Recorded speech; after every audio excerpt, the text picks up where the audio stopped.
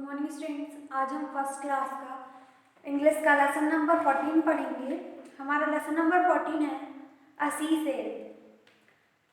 हम lesson start करेंगे। It was evening on the sea shore, the sun went down in the sea and the clouds in the sky were red and orange. मतलब कि शाम का time है। सी शोर मतलब कि जो समुद्र का किनारा होता है वहाँ की बात है।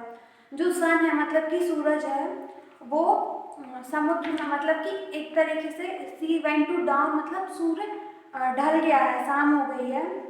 और जो बादल हैं आसमान में कैसे हो गए हैं, लाल कलर के, और लाल और ऑरेंज हो रहे हैं, संतराई हो रहे हैं। The fisherman came out of their hut and pushed their boat into the sea. और जो फिशरमैन है मतलब कि मछली पकड़ने वाला, वो अपनी हट मतलब अपनी जो झोपड़ी है उनकी, उससे बाहर आता है और उनकी जो बोट होती है मतलब नाव, उसे समुद्र में धकेलता है। There women and children stood on the store and waived good by two them. और उनकी जो वाइफ है मतलब उनकी जो पत्नी है और उनके बच्चे, वो समुद्र के किनारे खड़े होकर उन्हें गुड बाय कह रहे हैं। It was already dark.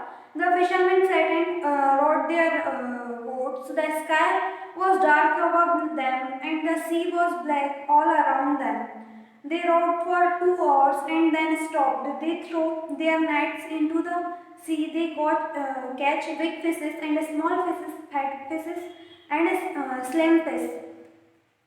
इसके बाद उन्होंने उनके बच्चों ने उन्हें गुड बाय कहा और वो रात हो चुकी थी। वो अपनी नाव को समुद्र में लेकर चले गए। 2 घंटे तक उन्होंने नाव को चलाया और फिर समुद्र में जाकर उन्होंने अपनी नेट मतलब मछली पकड़ने वाला जो जाल होता है उसे समुद्र में फेंका और फिर बहुत सारी मछलियों को पकड़ा, कुछ मोटी, कुछ पतली, कुछ बड़ी और कुछ छोटी मछलियों को पकड़ा।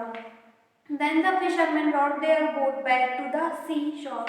इसके बाद जो फिशरमैन था वो अपनी नाव को वापस लेके आ गया समुद्र के किनारे।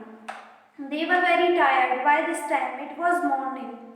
और फिर उन लोग बहुत थक चुके थे और सुबह भी हो गई थी। The women and children came out of their hut and stood on the bed sand. और उनकी जो पत्नी और बच्चे हैं वो अपने हट से, अपने घर से बाहर आए और गीली जो रेत थी वहां पर खड़े हो गए। Everyone was happy. The children jumped down, up and down. The fishermen jumped off the boat and pushed them on the sand. और उनके बच्चे और वो सभी खुश थे। बच्चे कूद रहे थे ऊपर नीचे और फिर फिशरमैन जो मछली पकड़ने वाला था वो बोट से नीचे कूदा और जो उनकी नाव थी उसे उन्होंने सैंड पर मतलब किनारे पर लेके आए। और फिर जो वुमेन थी उसने उन फिशेस को बोट से बाहर निकाला सैंड पर और फिर एक बकेट, बड़ी सी बास्केट में डाल दिया।